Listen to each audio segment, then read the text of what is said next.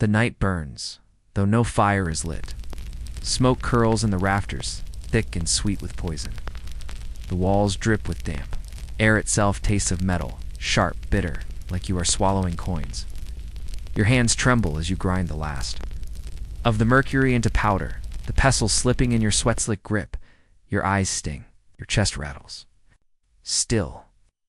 You lean closer to the furnace, because this might be the night. The night when lead turns to gold. The night when your name becomes immortal.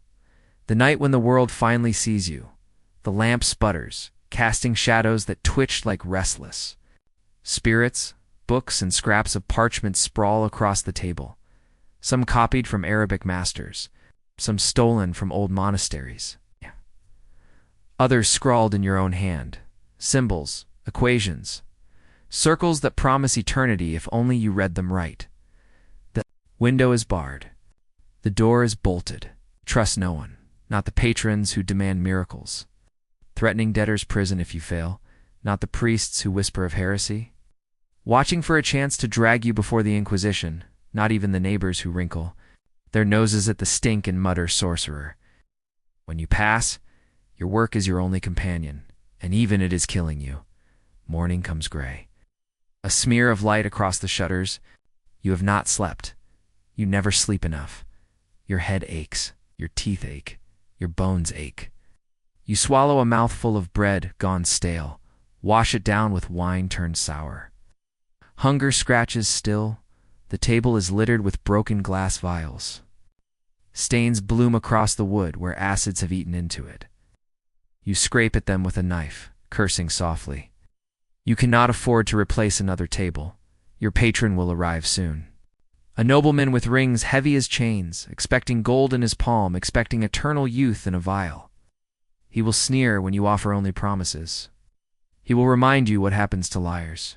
You are not a liar, but you are no closer to truth. Either the furnace flares as you feed it charcoal. Heat licks your face, your arms. Sweat slicks your back, soaks your shirt.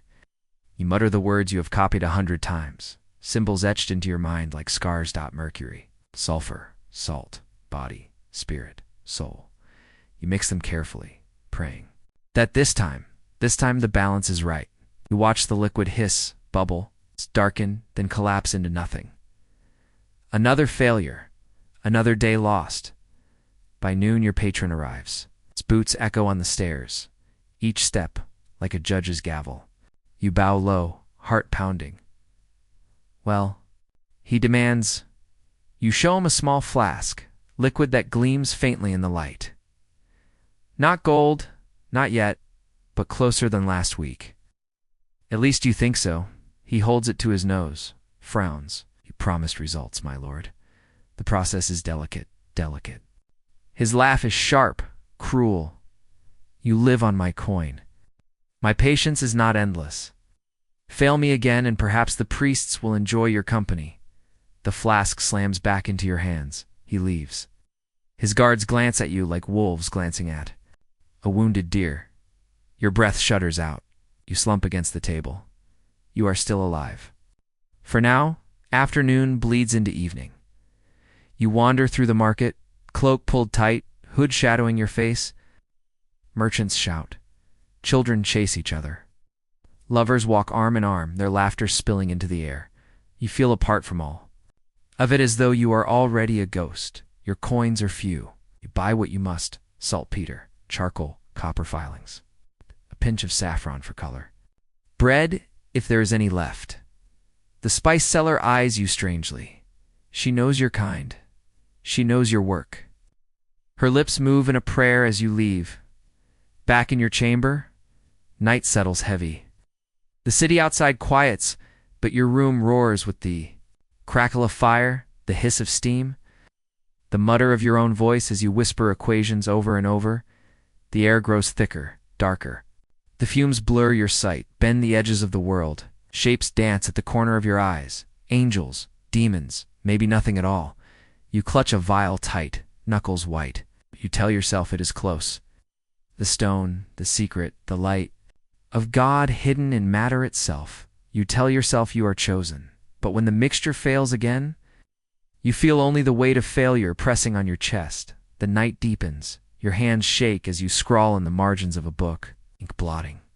The words, you write until the quill snaps. You curse.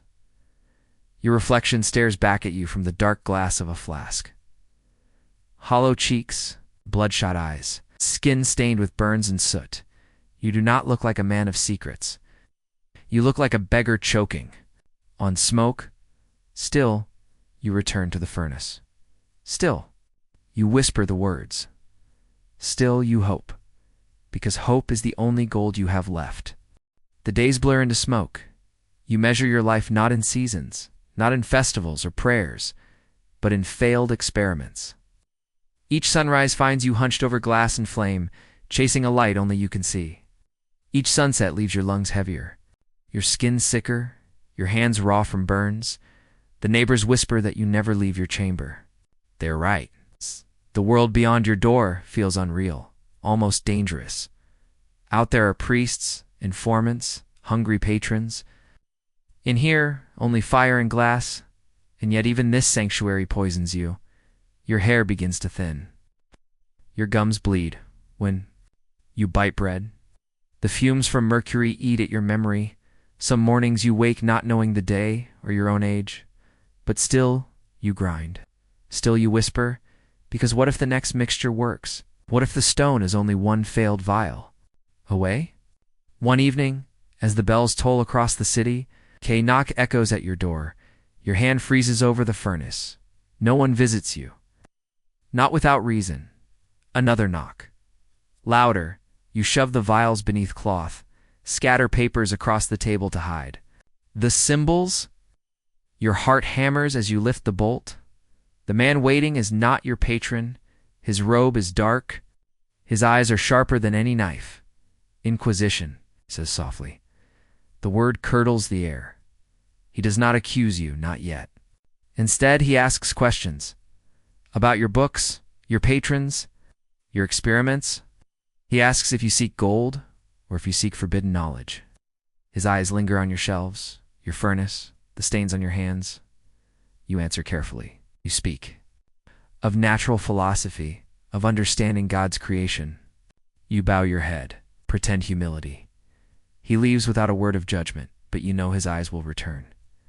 That night, you burn half your notes. The pages curl and blacken, sparks flying as ink dissolves into smoke. Your chest aches as you watch. Them vanish. They were your life's work, symbols you traced 100 times, circles that haunted your dreams. Now they are ash, the others you hide beneath the floorboards. You cannot burn everything. You cannot burn hope. Weeks pass. The patron grows impatient. He arrives with soldiers this time, their boots thudding on the stair. You promised gold, he snarls. His jeweled fingers seize a flask from your table.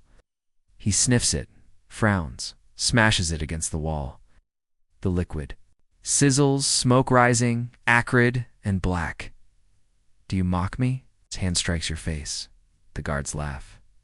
You taste blood. You bow. You beg for more time. You swear you are close, closer than ever. He studies you, lips curling. 1 month. He says, fail me, and the Inquisition will not need to bother. He leaves you in the ruins of glass. Your nights grow longer. You sleep barely at all.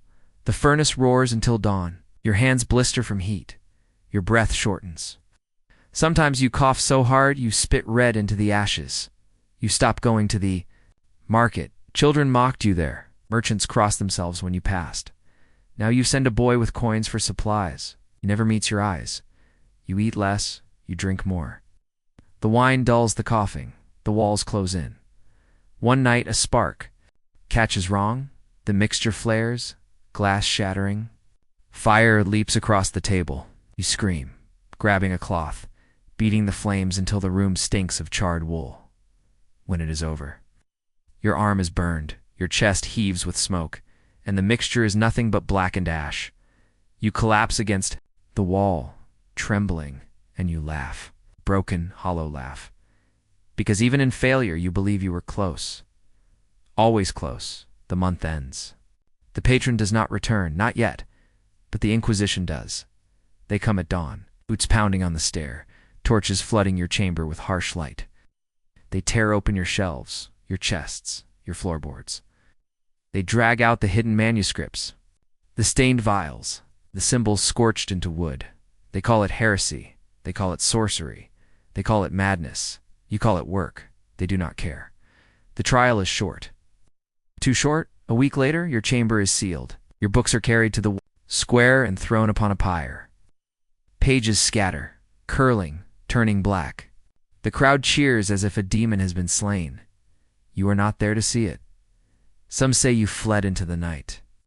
Some say you were taken in chains. Some whisper that you drank your own elixir and vanished in smoke. No one knows. No one cares. Years pass. The city grows. The world changes. New philosophers speak of science, of chemistry, of truth. They laugh at the old alchemists, those dreamers who thought lead could become gold, who thought eternity could be trapped in glass. Your name is not among the new thinkers. Your name is not among the martyrs.